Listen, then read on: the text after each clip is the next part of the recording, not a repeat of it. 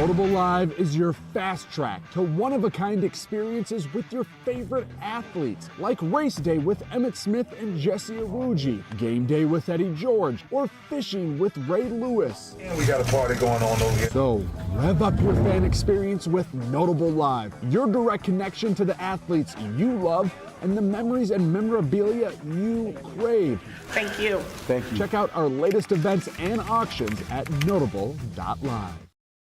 I'ma keep winning, winning. I'ma keep winning, winning. I'ma keep winning, winning. You can try to save yourself, but you wanna go play yourself. You can try to save yourself, but you wanna go play yourself. You can try to save yourself, but you wanna go play yourself. You can try to save yourself, but you wanna go play yourself. Yeah, we can be 100 men like scores, 100 kids just for you to watch what I'm doing under the sun again. God-given gift, them seeds to win the running man. If you want me to get it poppin', may cost 100 pence. Yeah, what I supply is always in the man. The throne is my take, and then a high five got the upper hand.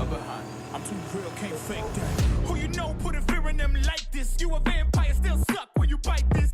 Lord forgive me for my sins, I'm feeling righteous. But they've been next to me to show me I might just. They didn't think I could do it, I had to demonstrate how the flow is so heavenly, keeping demons straight. Who they fooling? I showed them the jig is up again. When I asked them who is the best, they get this to stuttering. Tell them I'ma keep winning, winning. I'ma keep winning, winning. I'ma keep winning, winning. You can try to save yourself, but you wanna go play yourself. You can try to save yourself, but you wanna go play yourself. You can try to save yourself, but you wanna go play yourself. You can try to save yourself, but you wanna go play yourself. I can't lose, I won't lose. I can't lose, I won't lose. You may wanna set yourself. I think it's best you run away. I won't let you finish.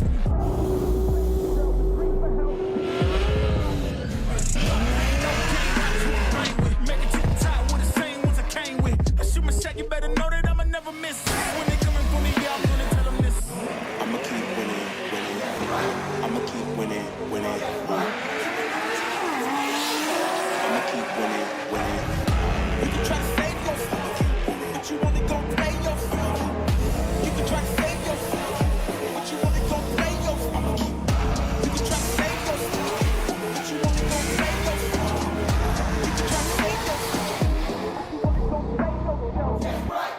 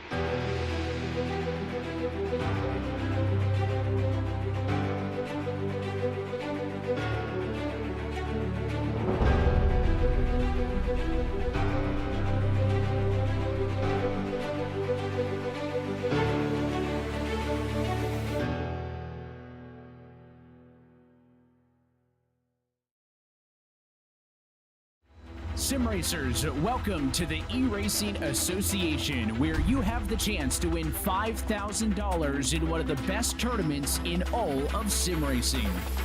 Green flag in the air. Are you ready to reach the next level of sim racing? The eRacing Association's epic Omega Cup Series lets you win big.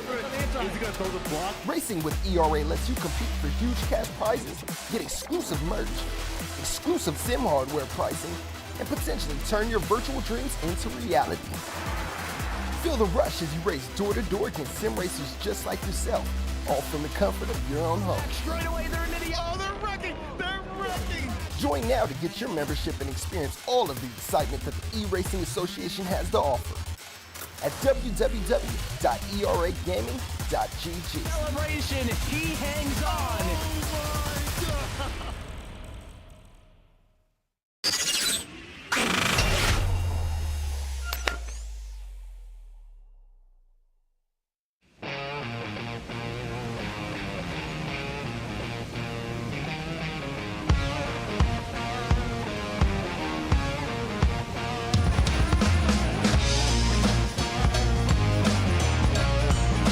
Live from iRacing's virtual Kevin Harvick's Kern Raceway, we say good evening, sim racing fans, and welcome to RaceSpotTV's coverage of the eRacing Association Omega Cup Winter Bowl.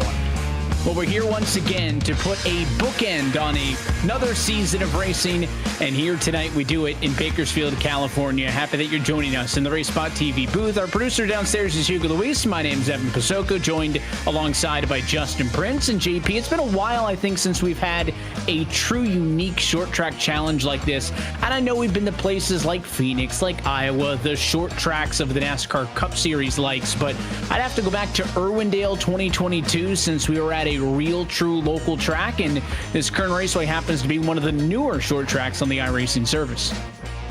And tonight it should bring a big challenge for these competitors because it's, for some people, it's been compared to Iowa by some in the session for tonight's race.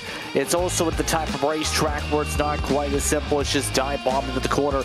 Multiple different drivers I expect to try and play around with the lanes tonight, whether it's trying to wrap the bottom or it's in especially 3 and 4 trying the higher lines. A lot of experimentation potentially tonight here at Kern Raceway just to see what's going to stick, what's going to work around this racetrack here in Bakersfield. It should be a fun night.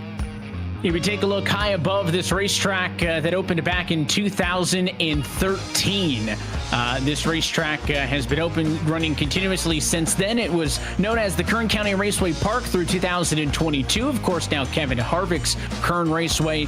This racetrack is a paved half-mile oval, 8 degrees of banking on the straightaways and variable banking in the corners of 12 and 14 degrees. You can see there on the outside of 3 and 4 of the asphalt track that we're running tonight, they've also got a 1/3 mile clay oval that's been in effect since 2015. But we are racing under the lights and on the pavement here tonight, and drivers who are hoping to qualify for this main event, we've still got knockout queue to go as we take a live look in at the last couple of minutes of practice. Justin, this qualifying effort started a couple of days ago. We say that for all of these Omega Cup events, but you had to compete in events 2 days ago just to get to tonight, and then it looks like I'm seeing 42 drivers who are going to participate in a qualifying session that's only going to put 40 of them into the main show.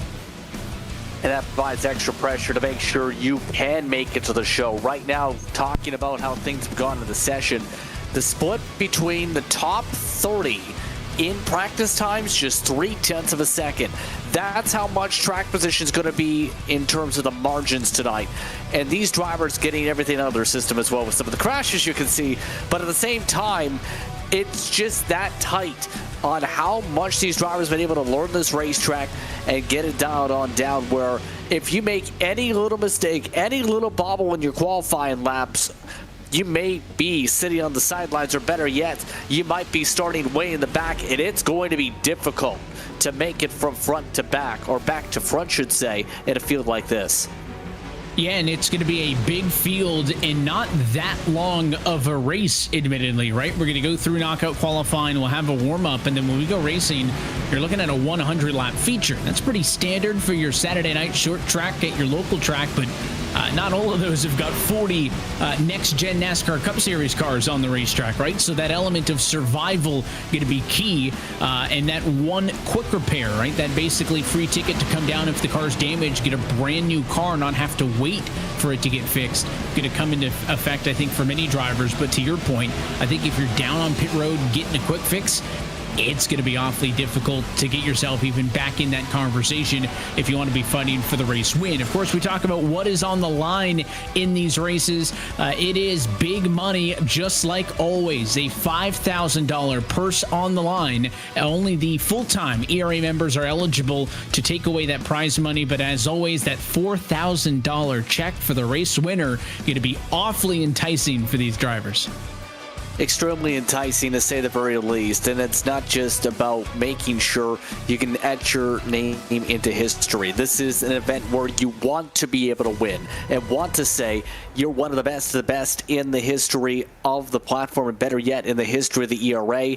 But the money's definitely a good incentive, to say the very least, in terms of trying to be able to win a big jump from first to second. Sean Conklin was the last driver to take home that $4,000 check. That was in the Fall Bowl at Texas back in the month of October. And as always, we're happy to do it again. This Winter Bowl has kind of been the staple in recent years for some of the short tracks, to be Phoenix most recently.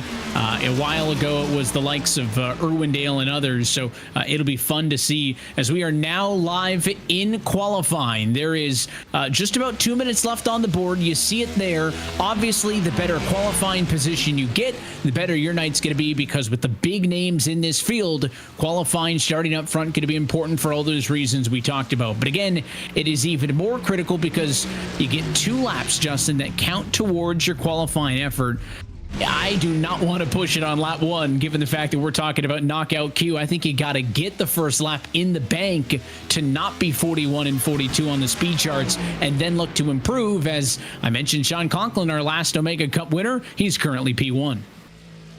Well, it's a balance between what drivers prefer, right? In a lot of cases, a lot of the top times, like Sean Conklin, like Garrett Maines and company, those are coming off some of their top first laps right now with what they've been able to do. It's just that type of racetrack where if you put too much heat into the tires, you're going to lose time, and it's going to make the car not stick as well. But for a lot of these drivers, it's making sure you just time up that window right, like Colin Keister just did. That was a second lap flyer, and if you time it up just right on what you preserve for the first half of the lap to push for the second half of lap 1, you could do what Keister just did and go to the top of the board. And interesting, to your point, his second lap was the best of his qualifying effort. That's a trend. Zach Novak, who's currently P2 on the speed chart, 0.6 of a second faster on lap number 2 than he was on lap number 1. You see the flash of green. That was Malik Gray jumping up to 3rd. Only a handful of drivers still on track. Jonathan Smith out there. Parker Retzlaff going to be a name to look. He's out on the racetrack right now as he jumps to P5 on the board, and that'll be his second flyer. So that's going to be it for him. All those big names in. Looking like right now 40 drivers to put a time down. Nothing from George or Doucette. They may just be the 2 drivers going home as that clock strikes 0 and the 3 minute I should say qualifying session draws to a close just like that. So up front, we'll go through the full grid when we get actually down to race time, but a Keister Novak front row, at least, Justin, I don't think gonna shock anybody. Those are some big names. We always say it every time we have an ERA event here on RaceSpotTV, the fact that yes, these events are great because it levels the playing field. Anybody can come out and participate in one of these races and go head to head with some of the very best on the sim, but if you want to go head to head with those very best, you still got to beat them straight up. And that experience, I think, really shined through in that quali effort. I think so, absolutely, with especially the fact that your top 3, I think we'll talk about in depth throughout the night, Drivers with eNASCAR Coca-Cola iRacing Series experience, Keister, Novak, and Ray, they are going to be blistering quick throughout this entire race. You throw in Retzlaff in the mix, Conklin, of course, up there as well. The who's who when it comes to this type of car, whether at the pro level or in officials in terms of the top split races, are here tonight and are you're going to likely be your contenders, whether that be Garza, whether that be Austin Edwards with good short track experience as well you can throw in. This field is stacked up front. Now, I will say, for those towards the bottom of the field that did not get the times down, like Aaron Smith II, we've seen a lot of, for example, like Paul Bergoli, we've seen good runs from in the past in the sim in this car. Those drivers going to have a lot to try and find on strategy if they want to find their way up to the front here tonight. The one shock, though, I think is amongst the DNQs I think we'll talk about in a bit is you have drivers that didn't get the chance to even put a lap down in 3 minutes. Yeah, 40 drivers put down times, 40 drivers are in. It would have been George and Doucette who did not put down lap times at all. And just looking at some of the numbers there, either did not get an attempt to qualify or for whatever reason had qualifying attempts disqualified. If you get into the wall or something like that, that's going to take your lap time away. It has to be a clean lap in the sim. That may have happened for Devin George. I'm surprised. I don't see Ryan Doucette on the track at all. That car was about 25th or so in practice speed. Again, not the best indicator of what somebody can and can't do on a hot lap, but it is interesting because Doucette, obviously a pretty big name. And you talk about a Colin Keister who's done a bunch of things here on the service. I'm just looking at the list of prior winners. Colin Keister has not won an ERA Omega Cup event. He would love to get the job done, and I like that you pointed out the experience for a lot of those big names. It's not just the general experience that they have on the sim, which is super valuable because so many of them drive in multiple disciplines, different kind of cars, different kind of tracks, but these cars specifically, the NASCAR Next Gen cars, obviously what those drivers of that Coke level talent will excel in the most. Absolutely. It's going to be a fun night to see the top talent rise to the top, I think, here at Kern. We'll put that qualifying session rounded out, just waiting on the warm-up session to get through, and then we'll actually dive into things here. We can talk about kind of what's happened so far, though, in this 2024 season with the CRA Omega Cup, right? I mentioned, and I kind of teased it a little bit ago, the fact that Sean Conklin's looking to go back-to-back and take home another win. We saw the likes of Malik Ray win in the Summer Bowl. That was back at the Iowa Speedway, so a bit of a sample size there maybe for what some of the drivers can do on a short track. Malik obviously competing here tonight as well, and then Cody Nagels won it in Daytona back with a season opener. Yeah, a lot of talent has gone to the front, especially Nagels on the super speedway side, but I'm curious to see if Conklin could go back to back. He is a strong candidate to do so with what he's able to do in the track. We're excited to see how it all plays out, and as we get closer to getting tonight's action underway, I think we're going to get things started by headed down trackside and getting opening ceremonies off and away, and it starts with the performance of our national anthem performed by Emenderlin Awuji. Oh, say, can you see by the dawn's early light what so proudly we hailed at the twilight's last gleaming, whose broad stripes and bright stars through the perilous fight o'er the ramparts we watched were so gallantly streaming, and the rocket's red glare, the bombs bursting in air, gave proof through the night that our flag was still there. Oh, say does that star-spangled banner yet wave o'er the land of the free and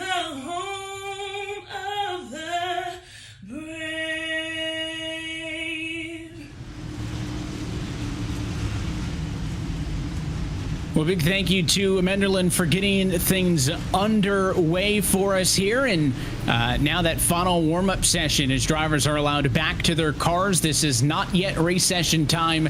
A final 5-minute warm-up, maybe shake out some of the nerves, and then get ready to go because there is big money on the line. Tens of thousands of dollars have been given out over the course of this ERA Omega Cup, and it has brought the biggest talent in the iRacing service out to play. There is one of them. We've talked about Colin Keister. He will start tonight from pole position. The eNASCAR Coca-Cola iRacing Series driver's got a lot of experience in NASCAR Cup Series cars. Can he do it here under the lights in Bakersfield, California tonight? We'll also be going on board with many of your other drivers over the course of the race. We'll be getting some unique perspectives. There's one. Garrett Maines, I always say he's got the best view in sim racing. With the camera mounted on the helmet, really gives you a really good perspective of what it's like to drive in the sim. And I don't know if he spun the car out in front of him or just the car getting loose in front, but those are going to be some of the tricky challenges that are going to be happening around here. But that view for Garrett Maines, and we see it across all the different disciplines that he drives in here on the service, is by far and large, I think, the coolest shot that we get. Logan Clampett, somebody else who is no stranger to not only competing in some of the biggest events on the iRacing service, but how about somebody who has had opportunities to compete and fight for wins here in this Omega Cup. Clamp's somebody who anytime he is in the field, you have to look for him to be a contender. Shocking that his name is not on the list of prior race winners, but can the California kid get the job done here in his hometown state? Aaron Smith II giving you a perspective that's a little bit different when it comes to those onboard cameras. He's rocking the VR goggles. We've seen a lot of drivers really on the dirt side of things on the iRacing service lean towards going for the VR. You don't see a ton of it in the pro oval community, but that PT Autosport with Amped Up Esports Chevrolet driver has got the VR goggles on. It's going to give him a real immersive experience because when he pops them on, he can look around, and that'll be reflected in sim. JD Larson's ready to go. He's got the fire suit on, the racing gloves, and he's got his headset on also. Interesting, the sunglasses inside. I don't know if it's a blue light filter sunglasses or if they just add cool points and horsepower. But that's a good look there for Larson. He is ready to go. And we'll see those kind of unique characteristics all race long, right? Do you like gloves? Do you don't like gloves? Do you go for racing shoes? Do you go for socks? Do you go barefoot? We see all kinds of different ones.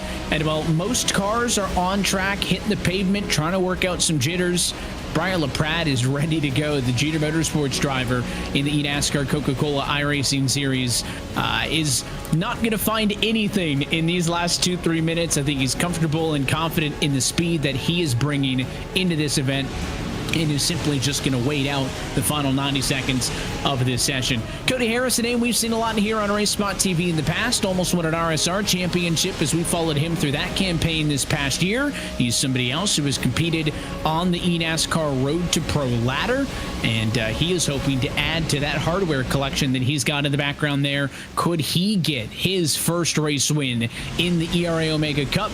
He's going to have a really good opportunity to do so tonight. However, is going to have a little bit of work to do. He is starting top 10, but not right on the front row. And what a story it would be if Matt Busa could win at Kevin Harvick's Kern Raceway as he drives for the Kevin Harvick Inc. machine. A treetop colors on that car, of course, a sponsor we see with him in the eNASCAR Coca-Cola iRacing Series.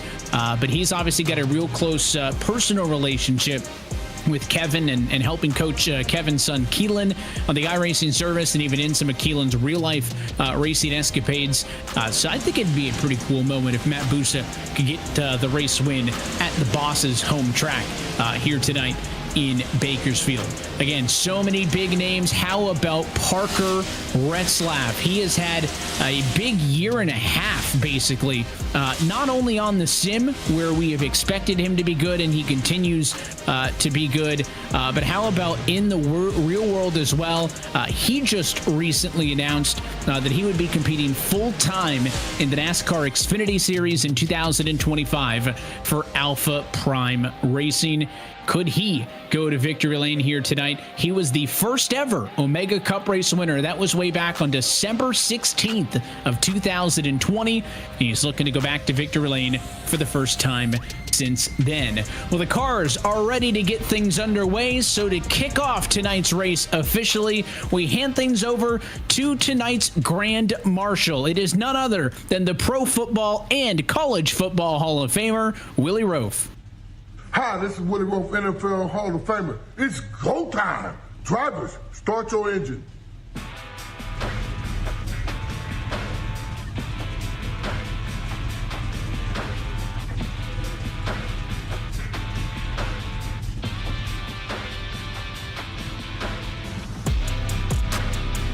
Well, let's take a look at your starting grid, and we announced it as it happened live. Colin Keister will start from pole position tonight, and he will be joined by Zach Novak in P2. Malik Ray starts third, Sean Conklin fourth, Parker Retzlaff fifth, and Garrett Maines P6. It is an absolutely stacked top three rows, and it doesn't get any easier. Adam Garza seventh tonight, Brian LaPratt in eighth. They'll make up row four with Cody Harris starting in P9 and Hayden Swank in 10th. Austin Edwards, a short track ace on the service, starts 11th. He's next to another Coke Series driver. That's the 37 Kwame Scott in 12th. Jacob Schneider gets the lucky number 13 starting spot tonight. He'll be joined by the California Kid and Logan DeClampett starting 14th. Alex Coffey and Evgeny Mozganov will make up 15th and 16th position. That's row number 8.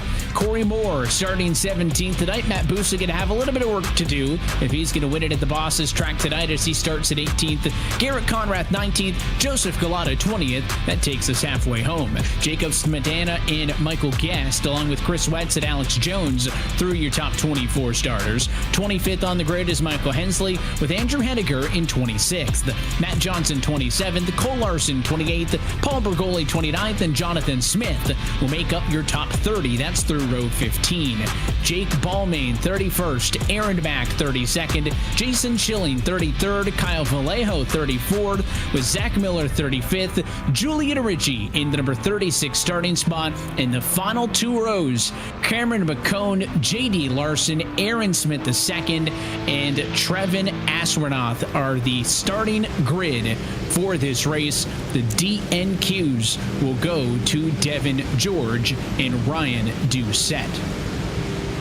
So the stage is set for a 100 lap and 50-mile dash here at Bakersfield, and it is a pretty warm, I'd say, afternoon. Temperature's pretty good here under the lights. Track temp, nothing too crazy. Think there's going to be a decent amount of grip in the racetrack, and these drivers should be putting on a great show. Remember, they do have a quick repair available, one per car, that hopefully they don't have to use in this race, but we'll keep an eye on that, because if attrition becomes a storyline, you're going to be looking for cars who qualified well to use that track position to their advantage off of the bat. $5,000 on the line across your top finishers, but everybody's looking for the $4,000 ERA check. Only the victor will take home the big prize. As always, we're happy that you're joining us for an ERA night here on RaceSpotTV. Pace car down and in. Colin Keister in control of the field. Let's go racing in Bakersfield.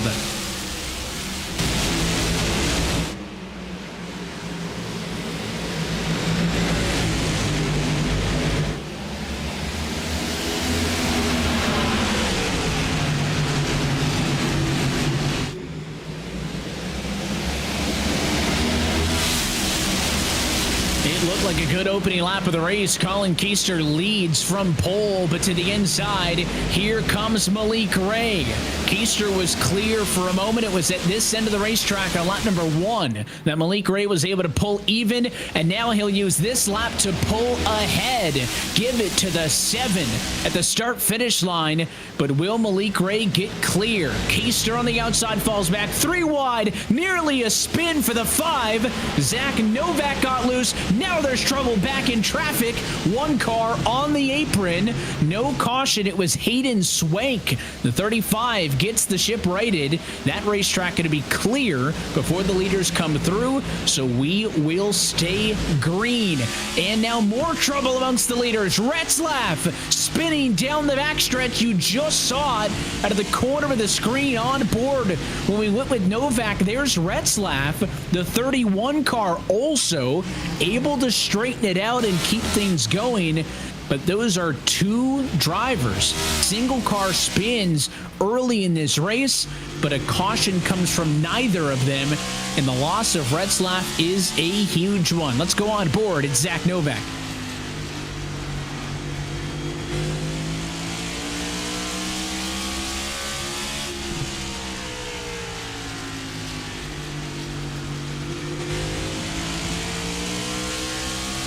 Feel how towering these corners are when you go on board with somebody like a Zach, and you can see down at this end of the racetrack, he's running that white line all the way through turns 1 and 2. Those three cars are in front of him doing something different. They kind of entered a little bit later, kind of cut down, but they didn't get all the way down to the white line. So, while yes, they are running low, you're not going to see anybody up by that lighter part of the racetrack where none of the rubber is. But even within that kind of lane and a half to 2 lanes on the bottom that everybody's going to want to use, everybody is running different lanes. And now Novak getting to the inside of the one of mains, wants to make this a fight for P2 or P3, I should say. That car just got a little bit too tight on the exit.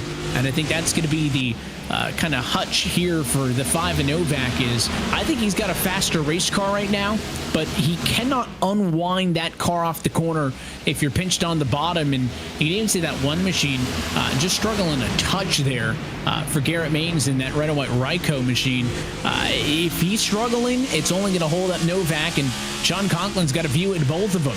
It was Maines who passed both Novak and Conklin in the opening laps of this race. So Sean down a spot from where he started in 4th to now where he runs in P5. He's got a great view of all the different lanes that these leaders are working through. And again, already 10 laps into the race. So this thing's going to fly by if we can keep these laps green. The benefit of having a live race control where admins will decide when and when not to throw the caution for an incident is what allowed us to see those 2 single car spins, but to not have this race go under caution to fly conditions. Race control saw that the racetrack was going to be clear, and they allowed things to continue. So that's how, Justin, we've been able to be clean and green. Clean maybe with some air quotes through the opening couple laps. Only a few small challenges, but great action up front as Malik Ray leads the way. And I was about to say, one of the things that popped up in final practice I noticed was people over-rotating off corner exit, like we've seen in a couple cases already, that have caused some of those single spins, so to speak, off turn 2, especially in the mid-pack. But right now, you can tell with Garrett Maines on this on-port view just how much you need to be careful on the throttle and how much carefulness you have to put into the steering inputs. Because the bumps are going to jitter you around a little bit, but that throttle, you have to treat like you have an egg underneath it. You hit it too hard, you're going to spin around. And that edge has been kind of a very clearly defined line, has been what everybody said about these next-gen cars. Maybe with the Gen 6 cars, you could get to that line of the proverbial kind of out-of-control line and push it, slide it a little bit. These things, they're either planted or if you overstep it, they snap. And that's why, to your point, you got to be really careful as you tread that balance. Into the inside of the 7 goes the 42. Colin Keister wants to go back to the lead of this race after he led only lap number 1 before Malik Ray was able to pass him on the bottom. He gets a little bit sideways there. Let's go 3 wide down the back straightaway. I mean, why not?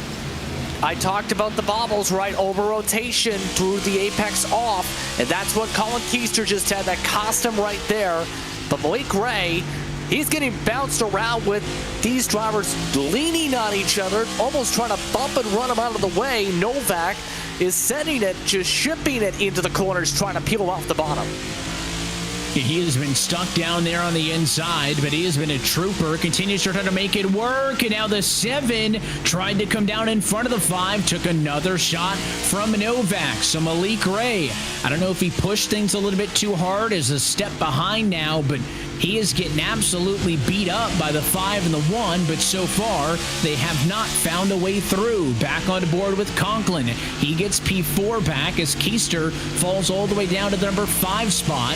He has a decision to make right now. Does he go high and follow Garrett Maines through? Does he go low and follow Zach Novak through? Right now, he picks the role of Switzerland. He has done neither, stays behind both of them, and as Maines is clear for second, Novak tucks in line for the moment, goes right back down to the inside. This is what Malik Ray would like to see. If they're fighting for P2, they're not taking time out of the 7 cars lead. And Ray's just playing the lines at this point as well, just because of what he's able to do as the race leader.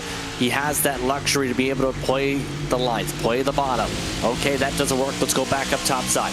Okay, let's hold on to the top side. That's where the momentum is. Okay, here's the run. Slam the door once again. It's a balancing act for Malik Ray, but that's the beauty of being the race leader. You get to play that line game, and as said at the top of the broadcast, multiple grooves were expected, and we're seeing that right now with the fact they've been able to drive side by side for near 10 laps straight in this battle for second. And look at the 1 car. Do we go 3 wide? That's not going to work. Trying to go to the middle was Garrett Maines. He gets turned. He'll get hit onto turn number 1. That was Kwame Scott who got into him, and that will bring out caution flag number 1 of the race after Garrett Maines saw an opening, tried to go to the middle, but I don't think either of the cars that he was trying to split got the memo, and he quickly ran out of room in that Ryco Toyota. We'll wait for a second look, but Garrett Maines never been somebody, Justin, to shy away from aggressive moves, and he certainly tried to catch those 2 in front of him sleeping. Tunnel vision, almost like seeing the hole open up, try to jump through the open hole. The problem is Novak already exiting off the corner, started pushing up, pushed into where Maines was at. That bounced him off of Ray, and unfortunately, his teammate at Conklin, they're right in the right position to turn around Maines. Maines getting hit right on the axle too. That's a meatball flag, and that's going to cost him position. He needs to get the mandatory repairs done. Bit of a split decision onto pit road. You see some of the drivers involved in the accident down pit road, but they're not the only ones. Malik Ray, Conklin down pit road, but also the likes of Guest and others. So I would say about a third of the field, maybe even half the field down pit road, and it was a pretty diverse mix of top 10 cars, midfield cars, back markers down pit road. It means the top 17 drivers are going to stay out, and the first car off of pit road, Malik Ray, will restart this race in 18th. Now Garrett Maines, Corey Moore, looks like Smetana, Swank, Ballman, a couple of drivers actually coming down pit road the second time around. That will bump some of the cars who just pitted up the running order a little bit. So it looks like it'll leave us with the top 12 drivers, those who did not pit, and really curious to see what a 25-lap green flag run's going to do on tires, Justin, and if those cars who came down pit road can do anything about it now that they're back in traffic. Yeah, that's going to be a true test right now. I think we've already seen how difficult it is to pass. It's a lot of side-by-side opportunities on this racetrack right now. Now the problem's going to be, it's almost going to be, is this going to be a caution-precaution type scenario that builds up here, because you have the differences on tire wear, and you have the differences potentially on speed by a couple tenths a lap that might pop up here. We might see drivers use a lot of bumpers and lead to a lot of contact. There's a look at Aaron back in 35th. Some of the drivers blending off of the pit lane, trying to find their spot in line. Again, it's only a half-mile track, so these cars going to have to get lined up pretty quick. Pace car already off it in, down in turns 3 to 4. What can Zach Novak do as the control car? It is a mammoth restart for the 5. Green flag back in the air. Great restart. In fact, some trouble in the heart of the field with some people sliding back there. In fact, they're spinning back there. It looks like Hensley and a couple others the wrong way around, and that was the fear. Drivers with the different tires, and you never know what's going to happen right around that hornet's nest. I saw Clampett was one of the drivers around. That may have been the straw that broke the camel's back. I know that 15 machine of Shane Hensley was all kinds of out of shape, and thought maybe we're going to get away with it, and then Clampett got tagged in the 44, and that was basically a track blocker off of turn number 2. I mentioned that the benefit of live race control is we have the discretion on throwing yellows or not. You kind of have to throw one for an incident that is that big. Michael Guest got a piece of it. So did the number 19 machine of Jacob Smetana. And somebody who was very lucky in that one was Parker Retzlaff, who went right through the gap in that Funkaway machine. He was able to sneak right on by and survive. I also don't think the damage on some of the cars involved in that one was all that bad, Justin. That puts you in a bit of an interesting spot, too, if you're involved in an incident this early, right? If it's real bad damage, you talk about the meatball flag, some of the drivers who got hit on some critical parts of the race car in the wreck part of this, yeah, you got to come in, get it fixed. No question, use your quick repair. If you've only got some minor damage, you may actually opt to not burn that quick repair at this point in the race. Sit on the pit box, try to get some of it fixed, drive out there with a race car that's not 100%, knowing that if you're involved in another accident, you still have that quick fix. Obviously, if you use the quick repair right away, that safety net is gone, and we're only a third of the way through. Yeah, you don't want to burn the safety net this early because there's so many chances for incidents.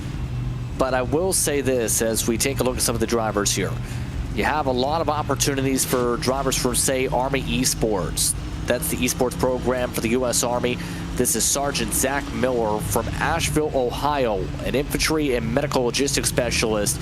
8 years in the service, one of 2 drivers, in fact, for Army Esports in the field tonight. The other is Aaron Mack, a staff sergeant from Minnesota with 15 years of service. And I think, as many will say, lots of opportunities when it comes to the military to be able to try and branch out into different opportunities and race in now esports in particular as an outlet. We've been seeing a lot of that here on the service as well, and we appreciate him for what he's done and happy to have him in the field here tonight. This will be exactly at 1/3 distance through this 100-lap feature race. Novak again, control car. Restart not as good as last time, though. Keister figured it out, had a good launch alongside. It'll be Novak clear off of turn number 2. How did they do in the midfield off of the corner? Oh, some hard contact back there for a couple drivers. The rest of the field still green. Now that caution flag coming out, and a lot of drivers stopped to the back straight away. I will say, cautious precautions, and I think this is partly with the fresh tires versus old. Some of these drivers are just able to gain 2 to 3 corner lengths on entry from what I've already seen in the heart of this field on the fresher tires. That one was right in the teens. Austin Edwards, I mentioned, has been a big name on the short track scene here on the service for a while. He was involved in that one. Looks like Edwards and Joseph Galata, the 98. So no lack of experience. Let's watch what happens in the center of the corner. There's the touch on the bottom. It looked like the 98 was up on the high lane and then kind of transitioned to the middle and the center of the corner. And again, the problem with that late decision is that I think it was Paul Bergoli on the bottom was kind of washing up a little bit, not anticipating a car to show up in the middle there. So Bergoli definitely hits him and loosens it up, Justin. But I think, again, the key is when you make that move like Maines did, off of 4 to go 3 wide, or if you make a move to go 3 wide in the center of the corner, these cars have kind of already committed to their lines at that point. And if you happen to go where someone was planning on running, it's a lot easier said than done for them to just simply avoid you. Exactly. It's the type of racetrack where the dotted line say itself, it's hard to run side by side here for so many laps and make it stick exactly to the exact line, I should say. We've seen the side by side. I mean, in terms of making it where you don't slide up and miss up, it's very much a driver's racetrack. And it's been proven so far that one mistake by a driver can be absolutely catastrophic in the midst of this field. I will say, Blake Ray, he's been able to slice through the traffic so far to get himself back in the top 10. He's coming. He's gaining a couple spots every restart so far. He is the highest runner of those who pitted, as he's been able, to your point, get his way all the way up to the number 8 position. Next highest runner who took 4 fresh tires last time down pit road would have been Sean Conklin.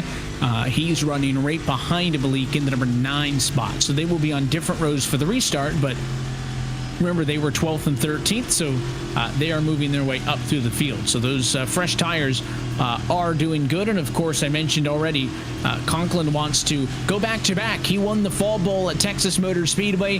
He wants to be the first driver to win back-to-back races in the Omega Cup since Vicente Salas did it in 2021. Green flag back in the air. Novak again leads to turn number 1. But how about Briar LaPrade on the inside? Makes a move for P2. Great restart for LaPrade, to say the very least right now. We'll see if he's going to be able to try and make things work to get alongside Novak. Just at this point, just trying to play the line game. Right now, Novak knows you give up the inside, it's more likely than not that you'll end up going backwards right now and lose that sense of control.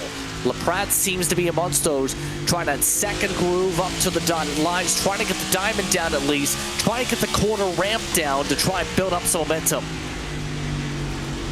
There's a live look on board of Zach Novak. You see him in the sim rig, and you can look off of the back of his number 5 Chevrolet as well, as he is being hunted down by Briar LaPrade and company. Keister on the bottom tries to get in the way, can't do it. Caution flag for some trouble behind the leaders. It's in turn number 2. Zach Miller just now getting righted. That U.S. Army machine, and you can see some of the other cars as well now blending to back up. So race control tried to let that go, but eventually the race leaders were quickly approaching. That looks like it started even earlier with the 6 machine of Hennegaard. Yeah, I think absolutely it was Hennegaard, because he was there for a good few seconds there. The tough thing is when you have some of this have a spin like Hennegaard at the moment, is you have to let drivers go. Keep an eye on this, because he gets poked 3 wide. He's going backwards, has a dive, not expecting a dive to the inside to make it middle from the 3 wide, sends him on the slide, tries to lock it down, wait for the traffic to go. Then there's someone on the outside, unfortunately, gets tunnel vision, locks up. That's Miller, who ends up seeing him go straight into the door. And at that point, that's when the caution comes out. At that point, nowhere for Miller to go. And all you can say is tunnel vision started to form up when you have a car like that stopped in your peripheral. Well, I think that ties into 2 conversations we've had so far tonight, JP. One of them being, we saw some of those triple monitor setups during the warm-up. That added peripheral vision, if you have those, could help you see something up the road where a single monitor wouldn't. The second part of that is, in almost every other form of racing on the sim, if there was a car sitting parked in the racetrack, the caution would have already been out, right? So as a driver, unless you've got a live spotter actively looking a corner of ahead, you really don't have that natural instinct of being careful to look for a stopped car, because again, race control wanted to let that go to keep it green.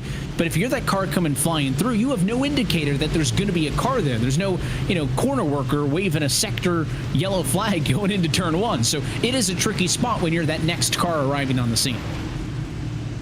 Yeah, and that visibility in the midst of the corner, it can be challenging at a track like this where you're just turning, all of a sudden, boom, a race car there. But coming up to a restart, we're already nearly at the halfway point. That's how quick this was gone. 45 down, 55 to go this time by. Zach Novak has now led more laps than anybody else tonight.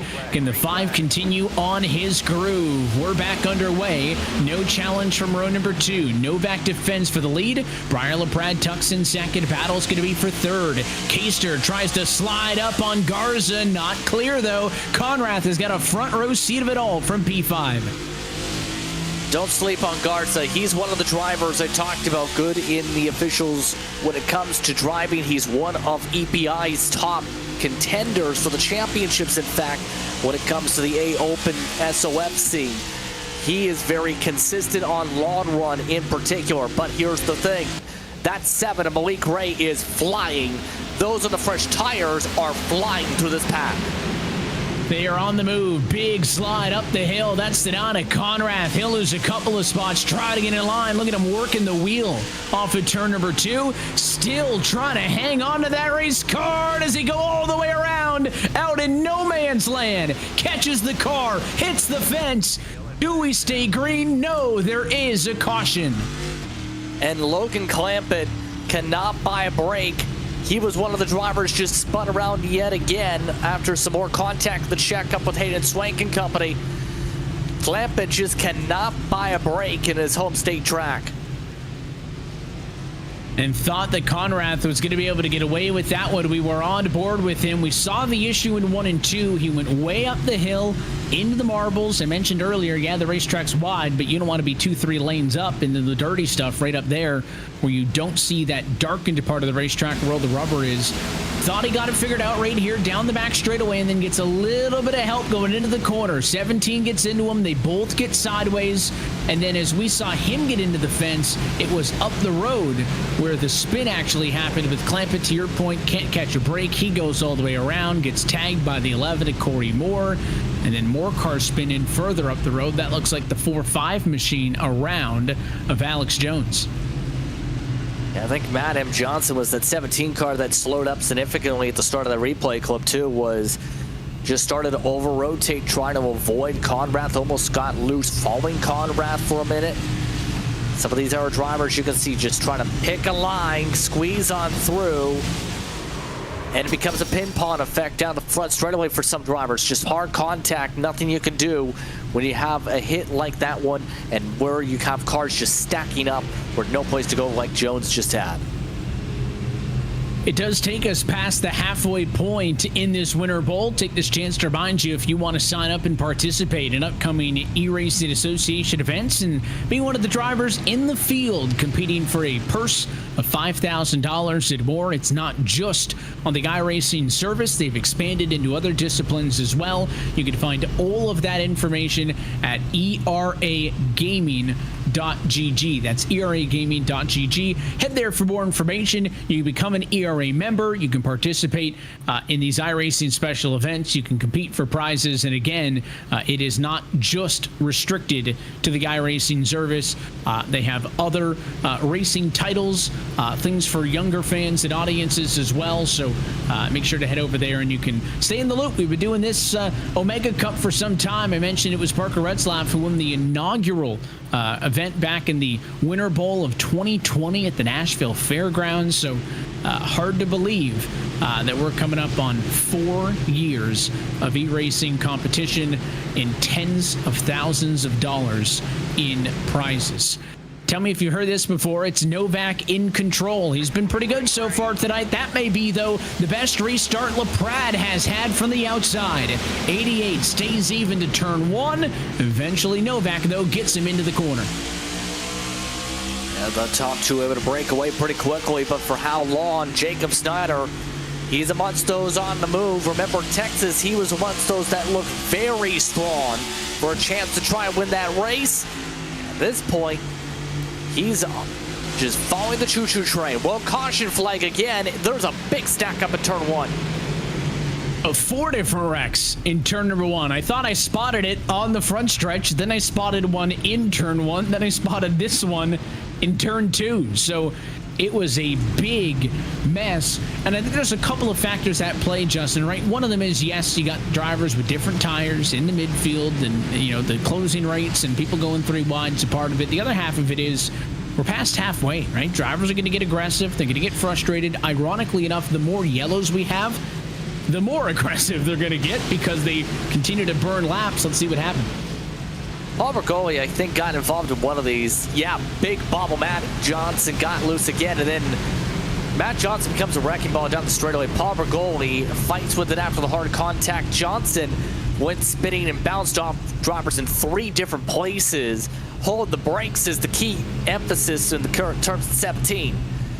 But again, all of that triggered from 2 loose corner exits snapping across. This is a car where if it snaps around on you, it's hard to regain control, and we're seeing that already.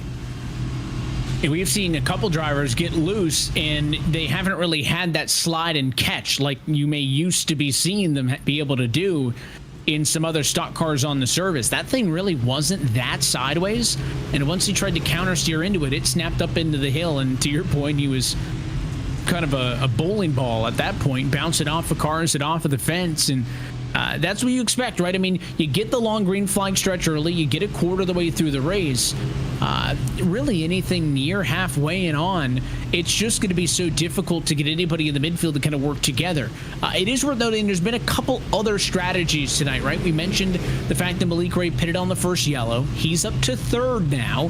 He's got about 25 lap better tires than Zach Novak and Briar LaPrade. There are cars, though, with even newer tires in the midfield. Joseph Galata's got 20 lap old tires. That's about 10 better than Malik's. He's in 14th.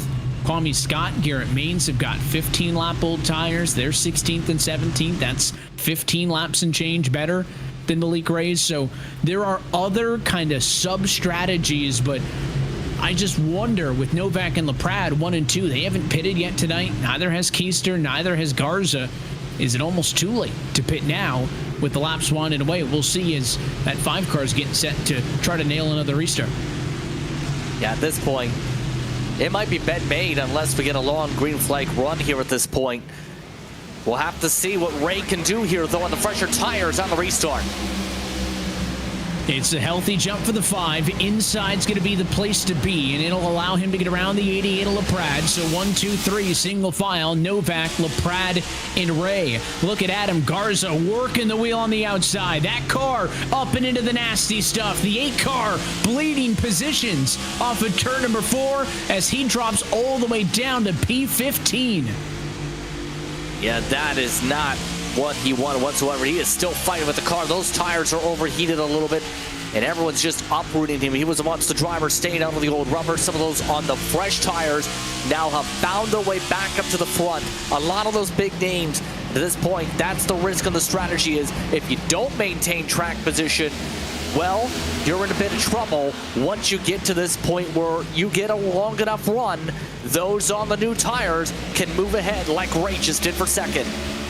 Maybe a bit of a touch between Malik Ray and Briar LaPrade for the battle in P2, but it does get the 7 car through. So Malik Ray on the fresh tires has been charging through the field. He's avoided the mid-race chaos. Here comes the 81 of Jacob Schneider, who's on the same tire strategy as Malik Ray. Schneider, though, can't clear LaPrade just yet.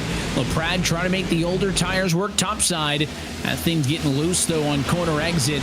And the longer this battle for third goes on, the harder it's going to be for that 81 to get up there. There's contact there. LaPrade gets hit by Busa. 3 wide. Big wreck into the outside. Briar LaPrade going to wad him up into turn 1. And one of the best cars in this race junked at lap 65.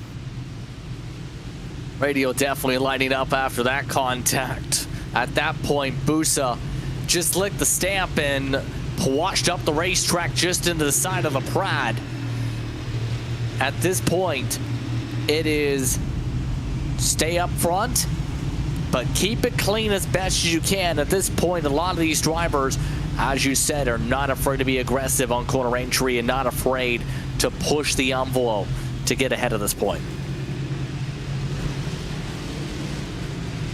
Watching to see, is it bed made for the likes of Novak and others? LaPrade obviously damaged, doesn't get much of a choice. I just don't think you're at the point where you have enough time to come down, get tires, get back out there. Keister, Garza would have been the only other cars that had yet to come down pit road at all tonight. They are also down pit road this time. That leaves Zach Novak and Zach Novak only as the driver who has not pitted at any point in this race. And with this pace we saw out of Malik Ray and Schneider, I mean, obviously you see the black smoke coming out of LaPrade's car on the replay there. He had to come in anyways. But with the pace we saw out of Ray and Schneider, especially in that last restart, Justin, I don't really know what, if anything, Zach Novak can pull out of his bag of tricks to try to hold on to the race lead for the final 30 laps. We'll say he has been someone who's been trying to run a lot of the trucks during the off-season so far, for example, and our vehicles, just trying to make sure he learns the tire saving. He's talked about it a little bit in some of the SOF broadcasts that have happened throughout the year, including here on the iRacing social media platforms as well. But I will say, for Novak, I think it's going to be essentially, if there's enough laps, Ray's going to have a chance to be able to try and pounce for this race lead. That's the key mantra. It's similar to what we've seen at tracks like Texas too. You have enough laps, you can make the pass. If it's caution, precaution, precaution, precaution, precaution, precaution, then it's going to benefit Novak because there's less opportunity for Ray to use the tire advantage to make the pass. So the cautions are pointing to his hand perfectly. And we'll see if all of those circumstances can fall his way before this thing is said and done. 31 laps to go. The 5 goes way early this time and pads a 3-car length lead to turn number 1. Malik Ray turns down the hill, gets in front of Schneider. Schneider moves him up the hill now. Those cars on fresh tires. So is the 54, I should say, to the outside of the racetrack of Sean Conklin. Here comes Parker Retzlaff. That 31 car was wrecked in the opening yellow of this race. He's now back inside the top 5. Alpha Prime Racing's newest driver announced today, going to be running with them in the NASCAR Xfinity Series as of today in the number 4 car. He has been a man on a mission. He said in the sim himself, his mantra was, I hate the car in front of me as hard as I can.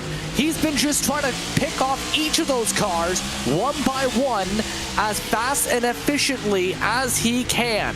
And we are seeing what we know Retzlaff can do on the sim.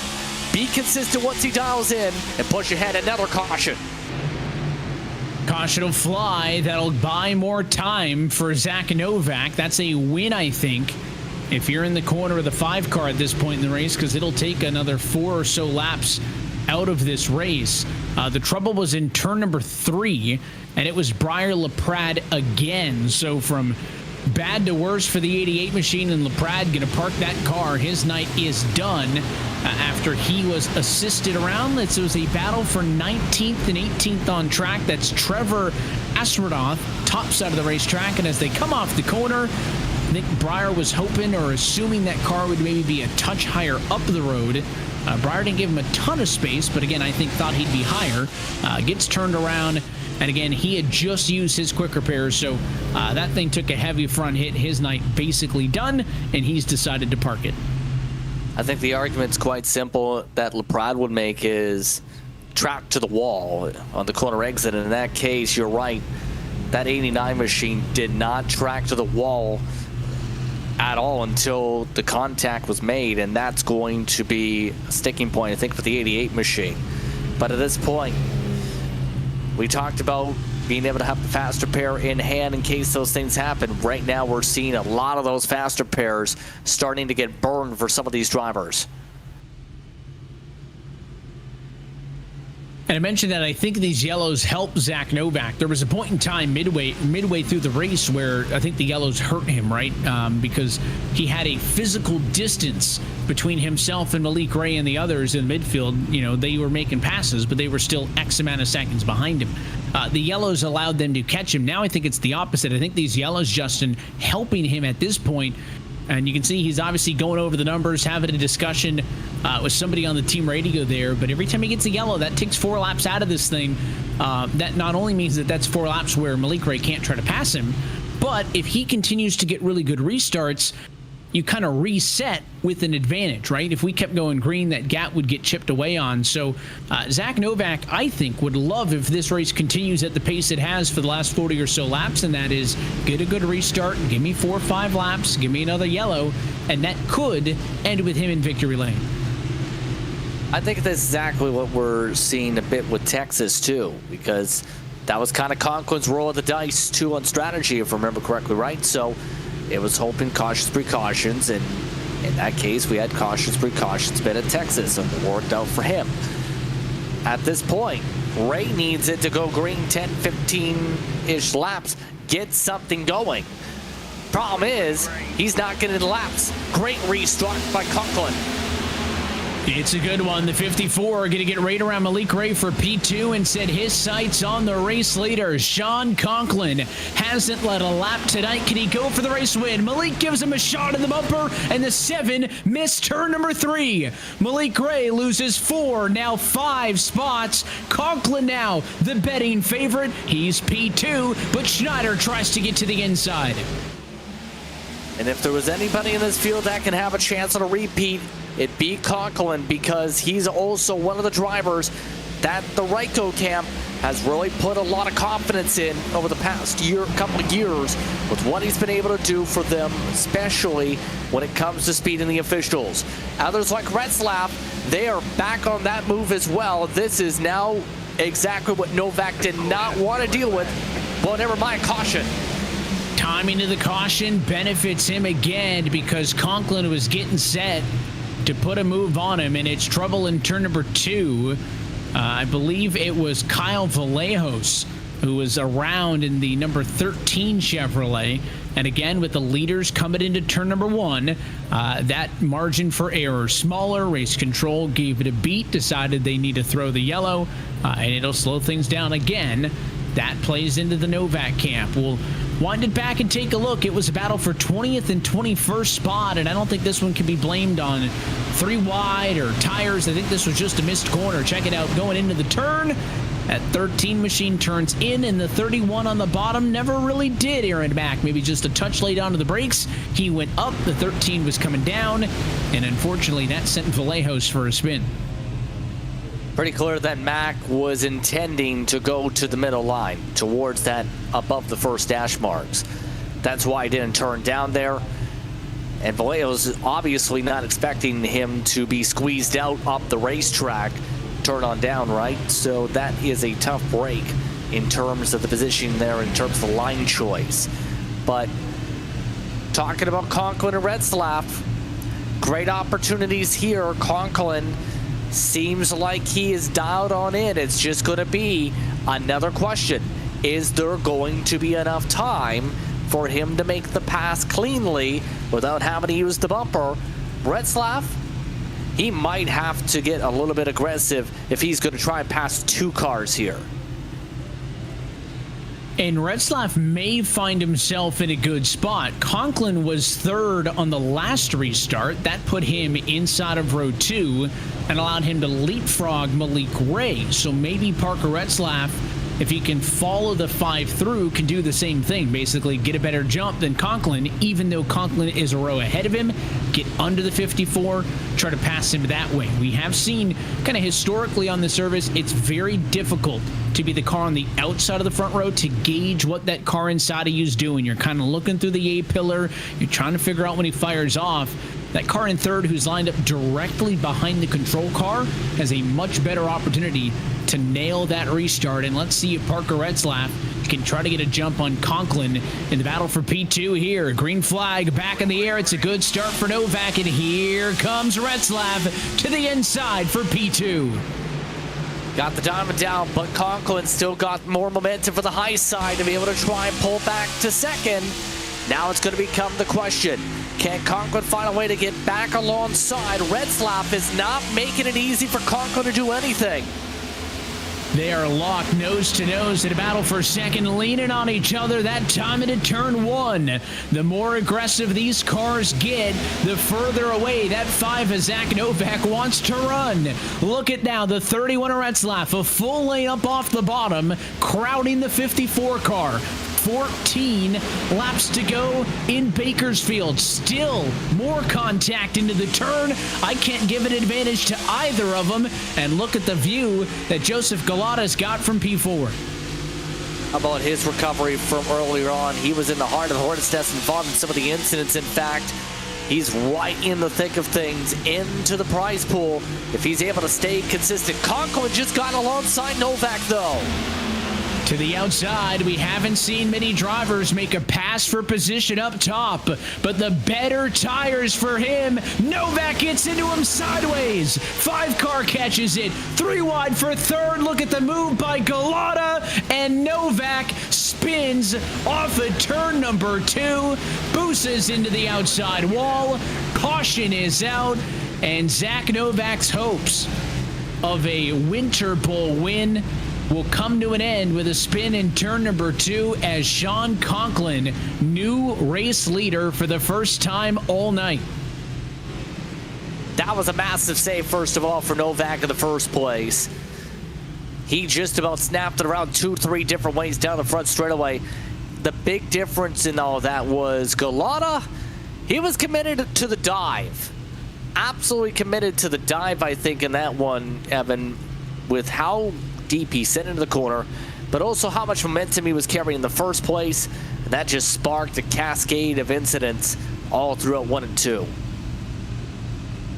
You know it's go time, and that big move as well from Galata 3 wide. It was kind of the nail in the coffin for Novak. I mean, you see the 5 slow, you got to go for it. He tried to basically clear both of them into the corner, couldn't do it, and then Novak, again, a lazy spin. He doesn't get a big hit in this at all, really, but you saw Boosin nail the fence, and then right there, that's a pretty healthy one. Again, the yellow's not out there at that point. Otherwise, cars would already be slowing down, but because it's manual cautions trying to let things go, means that there's cars arriving on that scene where if you don't have a live spotter, you don't know what's going on in front of you. And now it's a fair fight. There is no this or that. The only exception being Galata. I mentioned there were tiers of strategies, and now that Novak, the only car who hadn't pitted all race, is gone, we can look down at tiers 2 and 3 on strategy. Justin, Conklin, Retzlaff, and Schneider, they've all got the same tires. They're 66 laps old.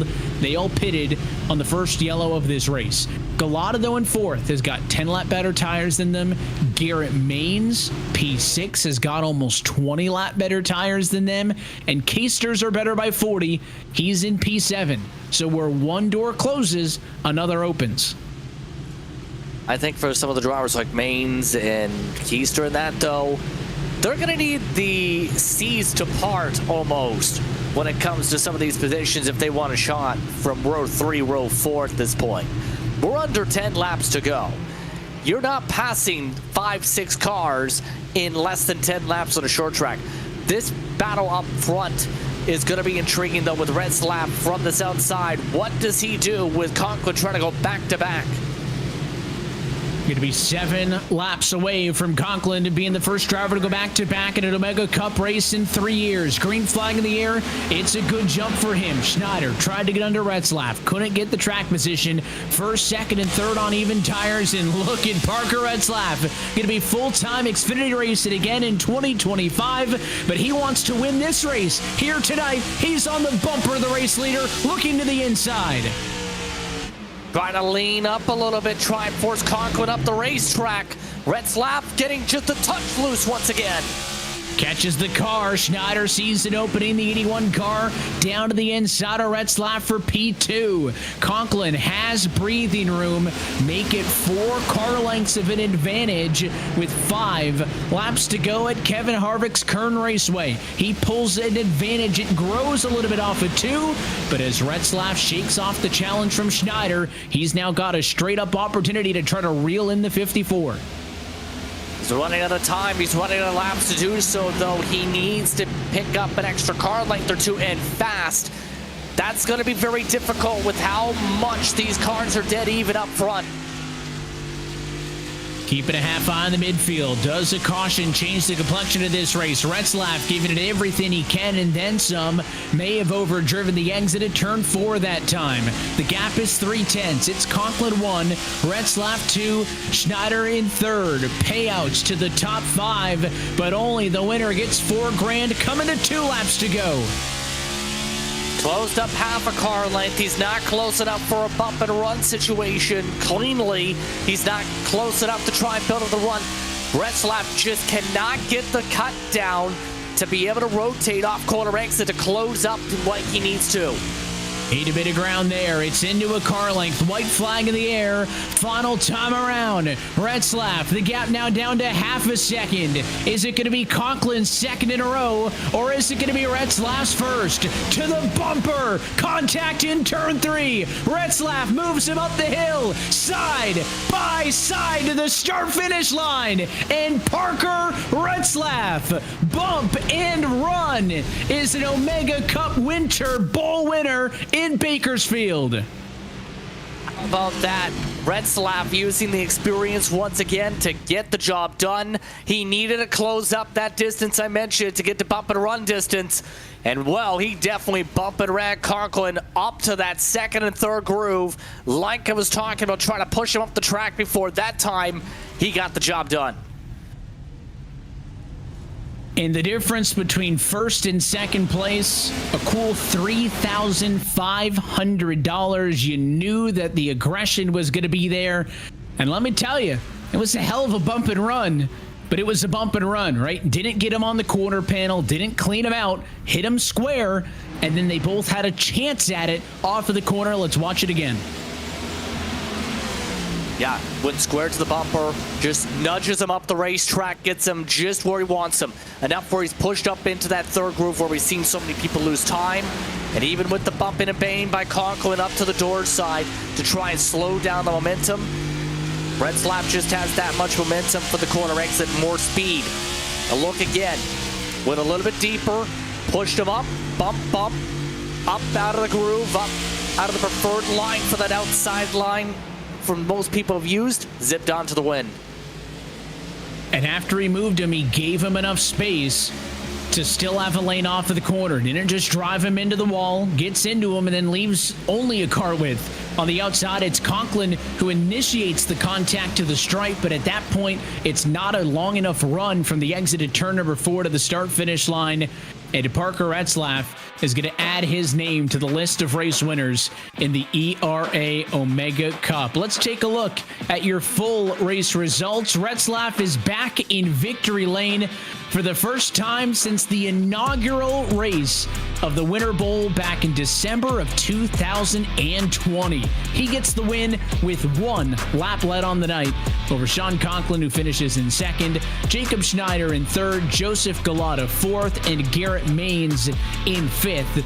Those 5 will walk away with $4,000, $500, $200, $150, and $100 respectively as they walk away in the money. That means Colin Keister, the first man out of the prize money, or pole sitter, comes home P6. Michael Guest finished in 7th, Kwame Scott in 8th, Austin Edwards 9th, and Cody Harris in P10. Hayden Swank ended up finishing off at 11th. Blake Ray, after he slipped out of the groove, went back to 12th. Adam Garza, after his slip out of said groove, went back to the 13th position. Logan Clampett, after all the hits today, still held on to 14th. Then Sventa still in 15th. Chris Wetz 23rd, 16th. How about near dead last for Aaron Smith II? He still came up to 17th from the 39th starting spot. Paul Bergoli got stuck in the back much of the day. He finished off 18th. Zach Novak, from what happened to him, finished all the way back in 19th. Corey Moore back in the 20th position. A couple of cars who finished on the lead lap in this race all the way through 27th position will include Andrew Hennigar, Trevor Aspadath, Aaron Mack, Julian Ritchie, Zach Miller, Alex Jones, and Jake Ballmain. 1 lap down in 28th was Kyle Vallejos. 2 laps down in 29th was Cole Larson. And 4 laps down in 30th was Evgeny Mazganov. Way back there, yeah, Michael Hensley, early caution flags, 4 laps down, Jason Schilling. Matt Busa finishes 12 laps down after contact. Also, Alex Coffey in the Dig Esports machine, 34th. Then John Smith, Matt Johnson, involved in a couple incidents. Cameron McHone, should say, with Brian LaPrade, Garrett Conrath, JD Larson finished as the last driver in the running order tonight. Look top to bottom at your full race results, where Parker Retzlaff ends up victorious and captures the 2nd race win of his ERA Omega Cup career. And I think we are with him now. Parker, you get a copy?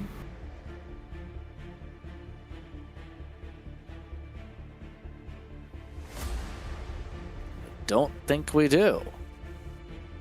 Sure if we've got him quite yet. I see working on some microphones, so we'll see if we've got him. Parker, you got a copy? Yeah, I got you. I was struggling. No worries. Hey, probably celebrating a little bit. Congratulations, man, on that win. 1 lap led. You only had to do one of them. It was the final lap. Tell us about the final lap, but kind of leading up to that, right? You guys started in a good position, wrecked out, and we thought, hey, it's a 100-lap sprint race. You guys might have been done for, but you marched all the way back through to be in position to make a move like that.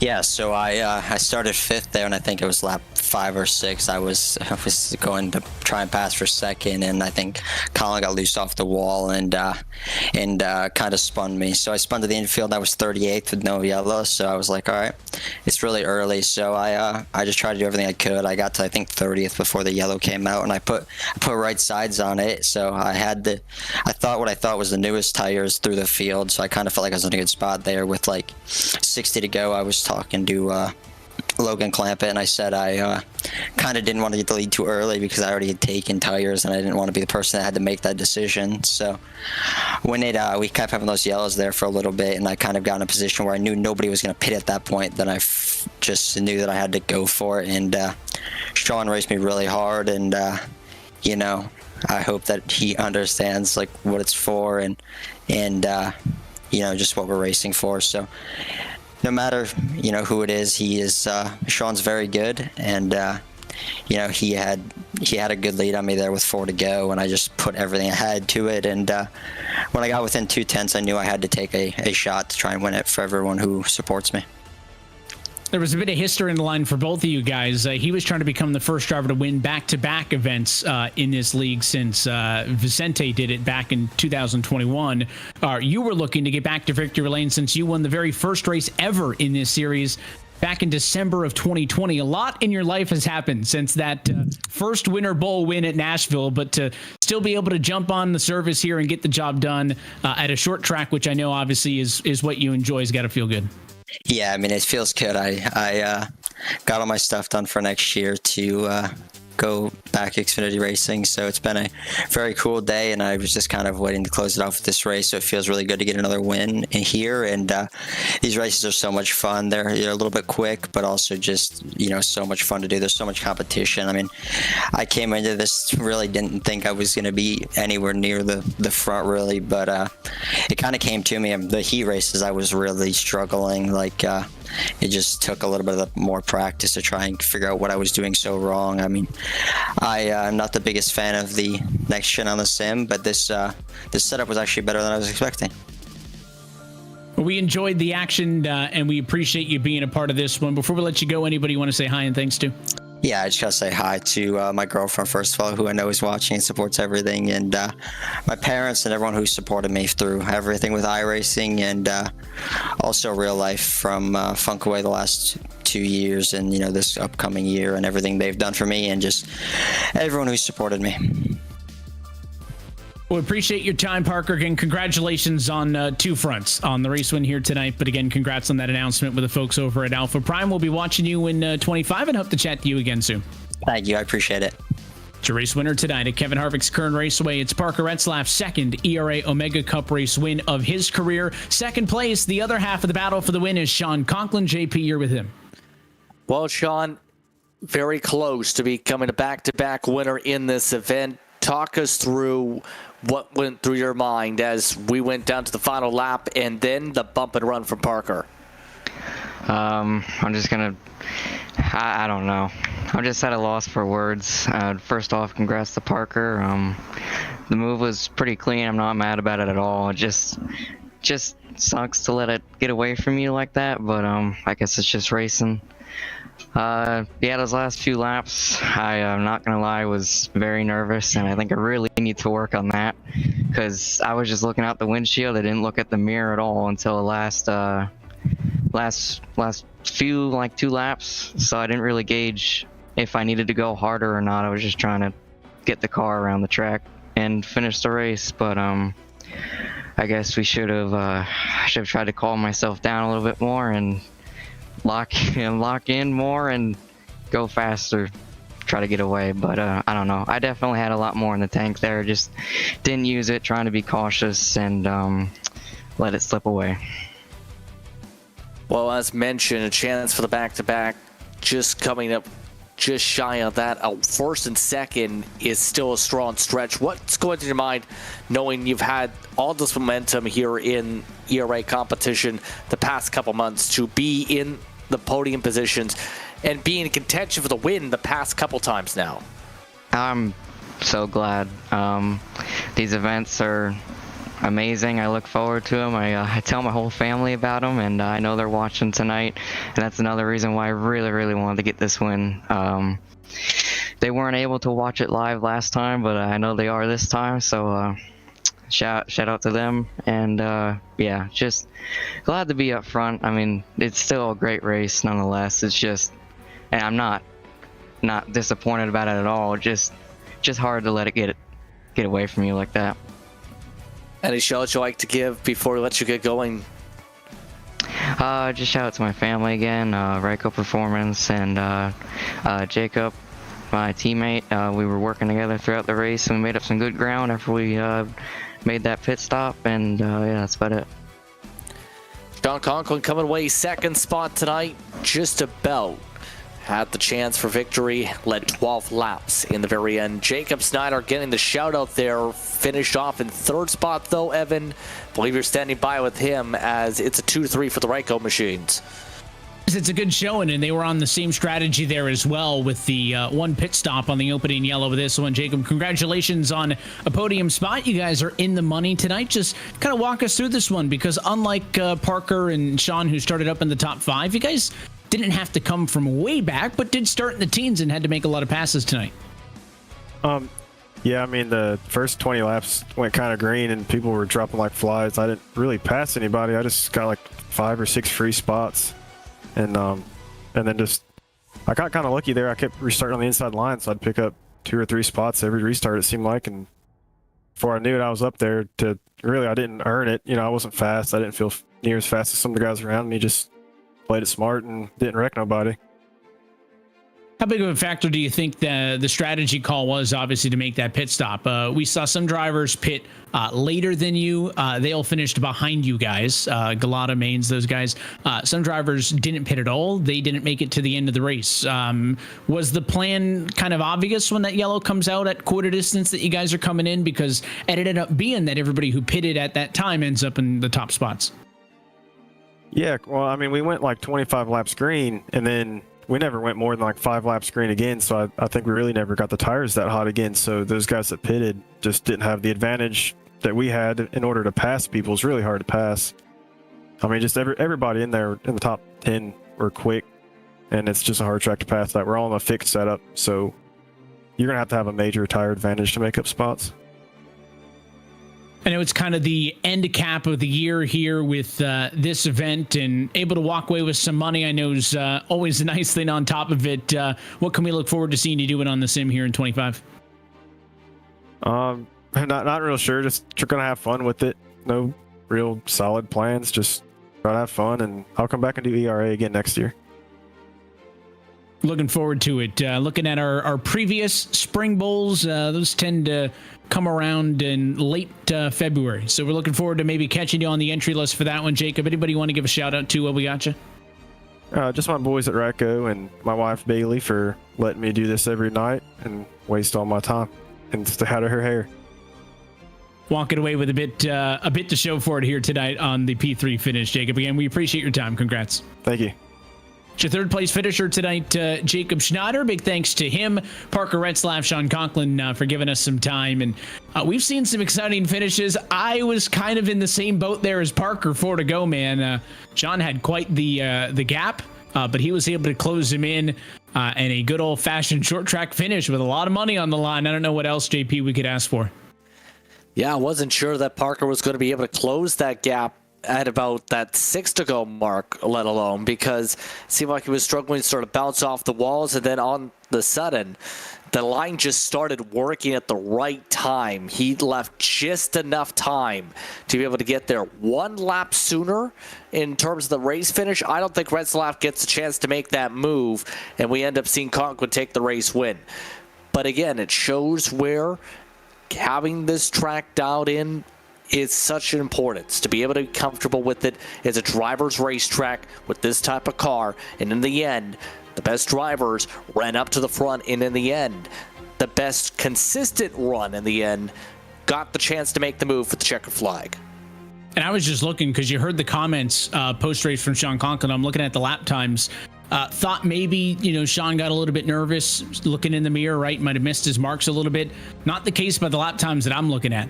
Parker Retzlaff put down a couple of 18.4s and 18.50 late in the mix.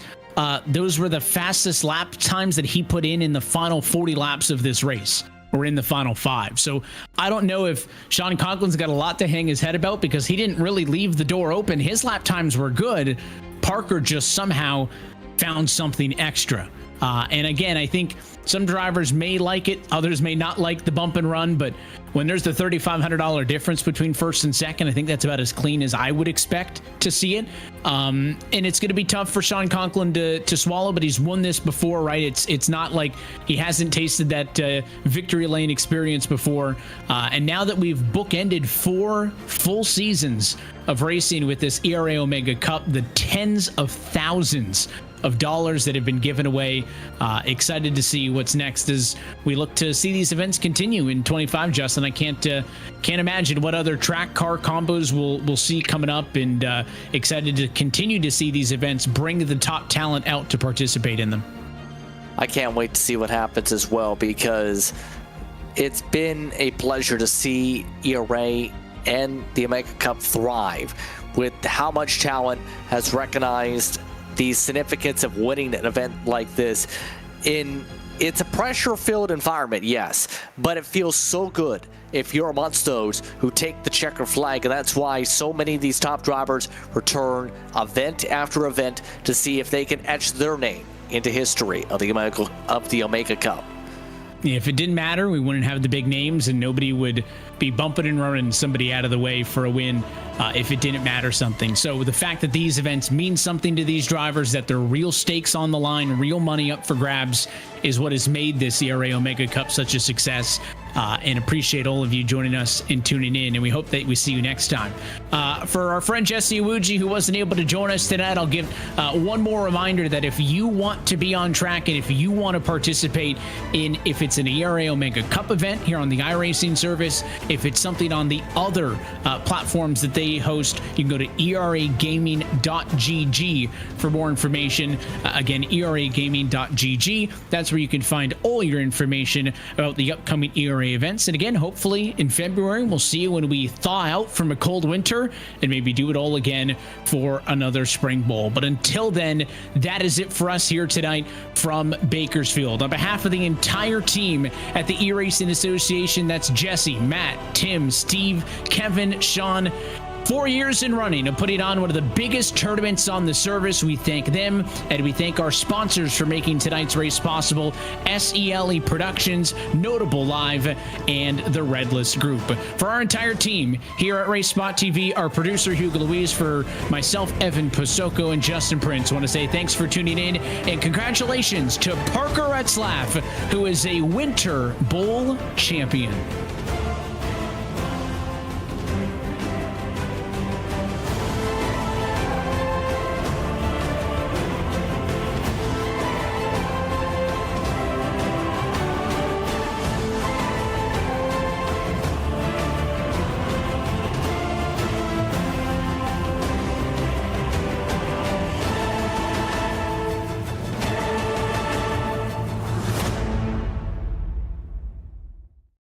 Sim Racers, welcome to the eRacing Association, where you have the chance to win $5,000 in one of the best tournaments in all of sim racing.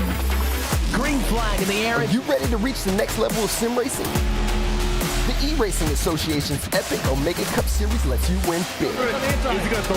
Racing with ERA lets you compete for huge cash prizes, get exclusive merch, exclusive sim hardware pricing, and potentially turn your virtual dreams into reality. Feel the rush as you race door to door against sim racers just like yourself, all from the comfort of your own home. Straight away, they're into the... Oh, they're wrecking! They're wrecking! Join now to get your membership and experience all of the excitement that the eRacing Association has to offer at www.eragaming.gg. Celebration, he hangs on. Oh my God!